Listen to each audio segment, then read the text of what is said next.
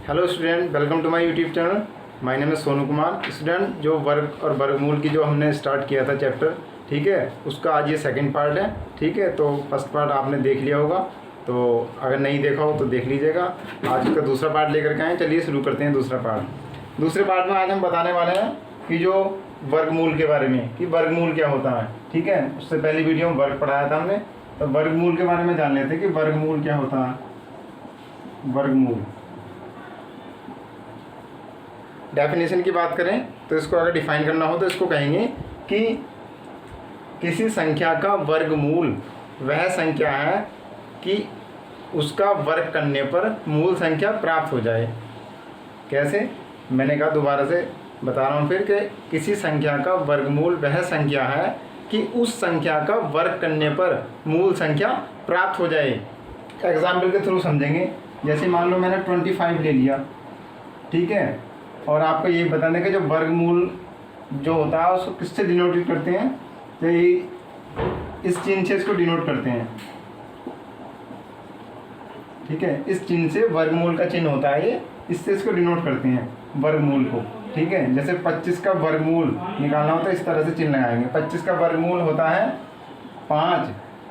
ठीक है, तो अब मैंने दोबारा से फिर बता रहा हूँ उस लाइन को, किसी संख्या का वर्गमूल वह संख्या है कि उसका वर्ग करने पर, यानी 5 का वर्ग करने पर, 5 का वर्ग करेंगे तो 5 गुणा 5 वर्ग करने पर मूल संख्या प्राप्त हो जाए। मूल संख्या क्या थी? 25 थी। ठीक है, आगे ना वो वाली बात जो मैं बताना चाह रहा था आपको। ठीक है, इस तरह से तो ऐसे भी समझते थे कि 5 का वर्ग 25 होता है और 25 का वर्गमूल 5 होता है। ठीक है, जैसे 25 है, 25 का वर्गमूल होता है 5, वर्गमूल 25 का वर्गमूल होगा 5 और 5 का वर्ग होता है 25। ये एक दूसरे के अपोजिट होते हैं इस तरह से। जैसे 7 का वर्गमूल, 7 का वर्ग होता है 49 और 49 का वर्गमूल होगा 7। ठीक है, इस तरह से। तो वर्गमूल निकालने की कुछ विधियों के बारे में डिस्कस करेंगे। ठीक है, तो पहली विधि के बारे में जानना है यहाँ पर। कहाँ गया हमारा, एक मिनट,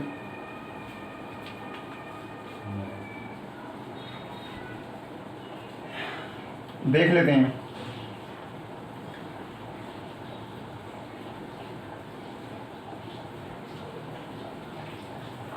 ठीक है, फर्स्ट विधि यहाँ पर ले रहे हैं हम, व्यवकलन विधि। व्यवकलन विधि, ठीक है, या इसका एक नाम और है घटाने की संक्रिया। दूसरा नाम इसका ये भी है, घटाने की संक्रिया। अब घटाने से मतलब आपको समझ आ रहा होगा कि इसमें कहीं ना कहीं घटाने का यूज़ होगा इस विधि में। ठीक है, तो इसमें इसका वर्गमूल निकालने की क्या विधि है, ये जो हमने पहली विधि ली है, व्यवकलन विधि। मान लो मैंने यहाँ पर 36 ले लिया, ठीक है, और मैंने ये कहा कि इसका वर्गमूल निकालिए व्यवकलन विधि से। ठीक है, क्वेश्चन ने ये कहा। ठीक है, तो कैसे करेंगे आपको पता, वर्गमूल निकालेंगे। 36 का वर्गमूल कैसे डिनोट करेंगे इसको, ये वाला चिन्ह से डिनोट करते हैं, वर्गमूल का चिन्ह लगा करके। ठीक है, 36। ठीक है, अब क्या करते हैं इसमें, देखो, इसमें जिस संख्या का हमें वर्गमूल पता करना होगा उस संख्या में से एक एक करके हम विषम संख्या घटाने स्टार्ट करेंगे। पहली विषम संख्या होती है 1, दूसरी होती है 3, तीसरी होती है 5, इस तरह से लगातार क्रम से। ठीक है, तो आइए कैसे करते हैं, देखो 36 लिख दिया यहाँ पर, तो पहली विषम संख्या घटाएंगे। पहली विषम संख्या होती है 1। ठीक है, तो इसमें से 1 घटाएंगे तो कितना बचेगा? 35। ठीक है, अब 35 में से दूसरी विषम संख्या घटाएंगे। दूसरी विषम संख्या होती है 3 घटाएंगे तो कितना बचेगा? 32। ठीक है, अब तीसरी विषम संख्या घटाएंगे। लगातार घटाते रहते हैं, कब तक घटाएंगे? जब तक 0 ना आ जाए। ठीक है, देखो 32 होता है, 32 में से तीसरी विषम संख्या 1, पहले 1 घटाई, फिर हमने घटाई 3, अब घटाएंगे 5। ठीक है, 5 घटाएंगे, 32 में से 5 जाएंगे, कितने बचेंगे? 27। ठीक है, 27 बच गया। अब 27 में से कितने घटाएंगे? अगली विषम संख्या कितनी होती है? 7। 7 घटा दो, 7 घटाए कितना हो गया 20 बच गया। अब 20 में से अगली विषम संख्या घटाएंगे, अगली विषम संख्या होती है 9 घटाएंगे इसमें से तो बचेगा 11। ठीक है, अगली विषम संख्या घटाएंगे, इसके बाद जो क्रम से आती रहती है इस तरह से घटाते रहते हैं। अगली विषम संख्या होती है 11। अब 11 में से 11 घटाएंगे तो कितना बचेगा स्टूडेंट 0 बचेगा। ठीक है, 0 आ गया। अब हमको पता कैसे करना है कि हमने ये तो कर दिया, अब जानेंगे कि ये संख्या जो 36 है इसका वर्गमूल क्या होता है। अब हमने जितनी बार भी संख्या घटाई है उनको काउंट करते हैं। देखो एक बार ये घटाया हमने, ठीक है, एक बार हमने ये घटाया, एक बार ये, ठीक है, एक बार ये, और एक बार ये घटाया हमने, और एक बार ये घटाया। अब इनको काउंट करते हैं 1 2 3 4 5 6, यानी 6 बार हमने घटाने का कार्य किया। ठीक है, तो 6 जितनी बार घटाने का कार्य किया है वही संख्या उसका वर्गमूल होती है। ठीक है, तो लिख देंगे 36 का वर्गमूल कितना हो जाएगा 6। समझ में आई?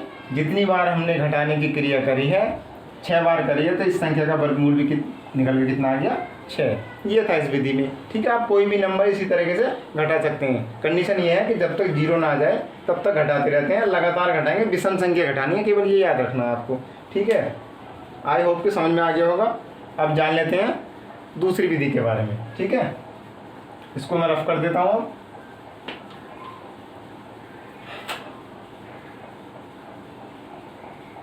अब दूसरी विधि लेंगे हम अभाज्य गुणनखंड विधि।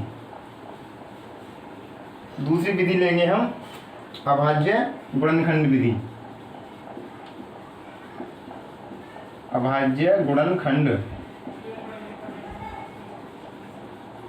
अभाज्य गुणनखंड विधि, ये दूसरी विधि ली है। इसमें क्या करना होता है, इसमें भी वर्गमूल निकालेंगे किस संख्या का। अब क्या करेंगे, एक संख्या ले लेंगे कोई भी। ठीक है, एक संख्या कोई भी ले, मान लो मैंने एक संख्या ले ली 625। ठीक है, अब मैंने कहा अभाज्य गुणनखंड विधि से इसका वर्गमूल ज्ञात कीजिए। ठीक है, तो वर्गमूल कैसे निकालेंगे, यहाँ पर वही निकालेंगे 625 का वर्गमूल। 625 का वर्गमूल इस चिन्ह से दर्शाते हैं। ठीक है, इसका वर्गमूल कैसे निकालेंगे, 625 यहाँ पर लिखेंगे और उसके अभाज्य गुणनखंड करते हैं हम कैसे करते हैं, जब हम किसी संख्या को काटते हैं गुणनखंड करते हैं उसके, तो छोटी संख्या से स्टार्ट करते हैं। छोटी संख्या 2 है तो 2 से तो कटेगा नहीं, क्योंकि जब हम किसी सम संख्या से किसी सम संख्या को ही काट सकते हैं, विषम संख्या को नहीं काट सकते। यहाँ पर 5 का है विषम संख्या, तो इसलिए 2 से तो कटेगा नहीं। 3 से देख लेते हैं, 3 से क्या है कि 5 और 2 7, 7 और 6 कितना होता है 13। अब 13 5 3 से नहीं कटेगा, 2 से तो कट नहीं रहा है, 3 से भी नहीं कटेगा। क्यों? क्योंकि अगर ये संख्या का जो प्लस कर लें आपस में, अगर वो 3 से कटता है तब वो संख्या भी 3 से कट जाती है। देखो 6 और 2 8 5 13 इनको प्लस करने पर आ रहा है, इसलिए ये संख्या 3 से भी नहीं कटेगी। तो 5 से देखेंगे, 4 से भी नहीं कटेगी क्योंकि ये सम संख्या नहीं है। 5 से कट जाएगा, देखो 5 ही गन 5, एक बचा यहाँ आगे 12 हो गए, 5 दूनी 10, 2 बचे इधर आगे 25 हो गया, 5 पंजे 25। ठीक है, फिर 5 से काटेंगे, 5 दूनी 10, 2 बार जाएगा, 2 बचे 2 इधर आगे क्या हो जाएंगे 25 हो जाएंगे। अब 5 के 25 में 5 पंजे 25। ठीक है, फिर 5 से काटेंगे, 5 पंजे 25। ठीक है, फिर 5 से काटेंगे, 5 ही गन 5। ठीक है, तो इसके गुणनखंड इस तरह से लिख लेंगे 5 गुणा 5 गुणा 5 गुणा 5, 4 बार है ना। ठीक है, अब पेयर बनाते हैं, इनके जोड़ा बनाते हैं इनका। एक जोड़ा 5 का ये बन गया, एक जोड़ा 5 का ये बन गया। तो जोड़ेगा एक अंक लेंगे, इसका 5 का जोड़ा बना तो एक 5 यहाँ से ले लेंगे, एक 5 यहाँ से ले लेंगे। ठीक है, इनकी आपस में मल्टीप्लाई कर देंगे, 5 पंजे 25। ठीक है, तो 625 का वर्गमूल कितना आ गया 25 आ गया। ये हमारा क्या हो जाएगा आंसर हो जाएगा। ठीक है स्टूडेंट, ये थी गुणनखंड विधि, अभाज्य गुणनखंड विधि। इस विधि के द्वारा आप किसी भी संख्या का इस तरह से फैक्टर करके गुणनखंड निकाल सकते हैं। ठीक है, फिर पेयर बनाते हैं, जितने पेयर बनते हैं उनको लेते जाते हैं। जब 5 का पेयर एक ये बन गया तो यहाँ से 5 ले लिया, एक 5 का पेयर यहाँ से बन गया 5 ले लिया। सपोज करो कोई और संख्या होती है उसमें 2 बार 2 आ जाता। ठीक है, तो एक पेयर ये बन जाता, तो इसका भी एक 2 ले लेते हैं यहाँ पर। ठीक है, इस तरह से करते हैं। तो यहाँ पर 2 का कोई मतलब ही नहीं था, 2 से ये संख्या घटी नहीं थी, इसलिए हम यहाँ पर 2 नहीं दे सकते इस संख्या में। और संख्या होती है इनमें 2 आ जाएगा। ठीक है, ये थी हमारी अभाज्य गुणनखंड विधि। ठीक है, आइए अब स्टार्ट करते हैं तीसरी विधि के बारे में। आइए स्टार्ट करते हैं तीसरी विधि के बारे में। तीसरी विधि है भाग विधि। ठीक है, अब भाग विधि में क्या करते हैं, पहले तो मैं आपको कुछ यहाँ पर वर्ग लिख कर दिखा देता हूँ। 1 का स्क्वायर होता है 1, 2 का वर्ग होता है 4, 3 का वर्ग होता है 9, 4 का स्क्वायर होता है 16 और 5 का होता है 25, 6 का होता है 36, 7 का होता है 49, 8 का होता है 64, ठीक है, और 9 का होता है 81 और 10 का होता है 100।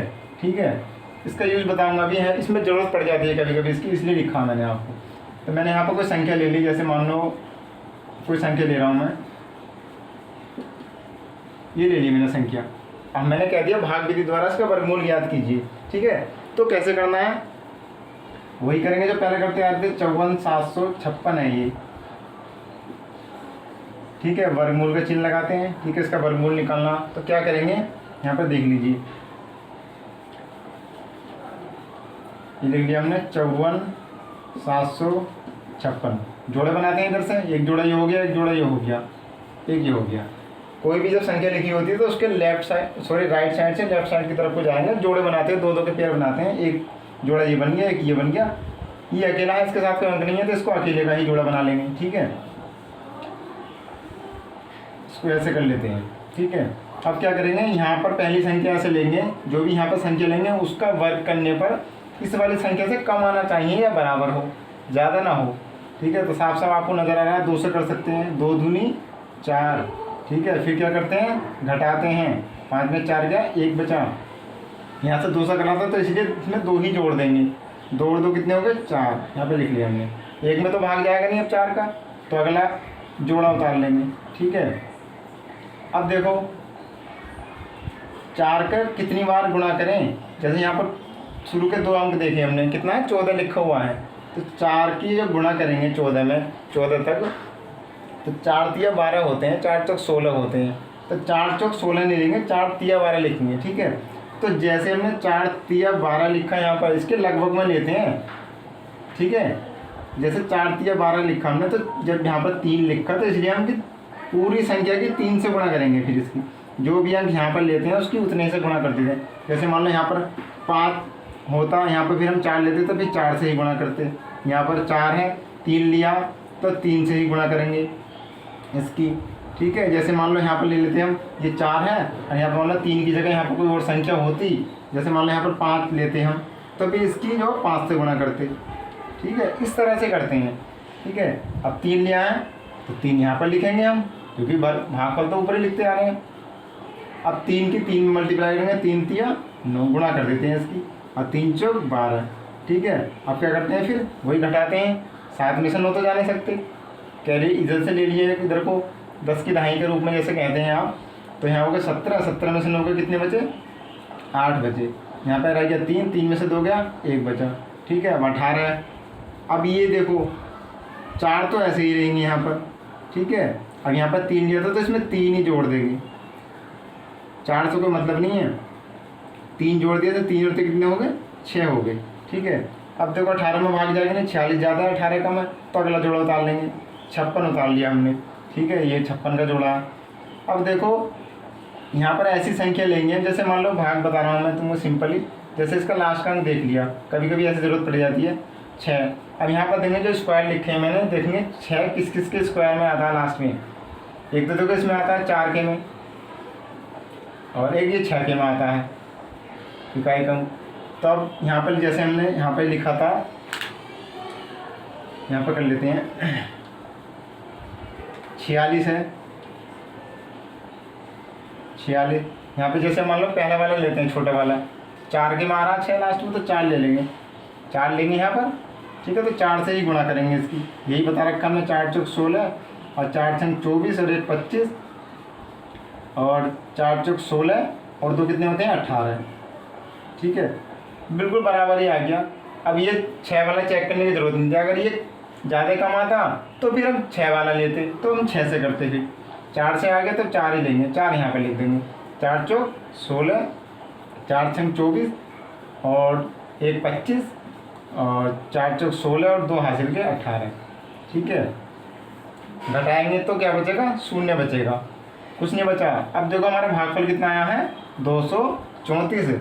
तो ये जो संख्या है हमारी 54,756, इसका वर्गमूल कितना आगे निकल गया, 234। यानी इस संख्या का वर्गमूल कितना आगे निकल गया, 234 आ गया। ये हमारा आंसर होगा। इसलिए हमने यहाँ पर ये लिखा था। कभी कभी आपको कन्फ्यूजन हो तो इसका लास्ट वाला अंक देख लेते हैं कि किस किस के स्क्वायर में लास्ट का अंक आ रहा है। 7 का इसलिए नहीं देखा क्योंकि 7 किसी भी संख्या के वर्ग में नहीं आता लास्ट में, तो इसको पहले 2 अंकों से हम लगभग में इसको गुणा करके देख लेते हैं। जैसे 14 में 4 की गुणा करती है, इस तरह से। ठीक है, अगर कोई आपको इसमें कुछ पूछना हो, कोई कन्फ्यूजन रह गया हो तो आप कमेंट सेक्शन में मुझको बता सकते हैं। और वीडियो अगर अच्छी लगी हो तो लाइक करें और कमेंट करके ज़रूर बताएं कि वीडियो हमारी कैसी लगी। ठीक है, तो अब जो इसका नेक्स्ट पार्ट में हम आगे मिलेंगे, तब तक के लिए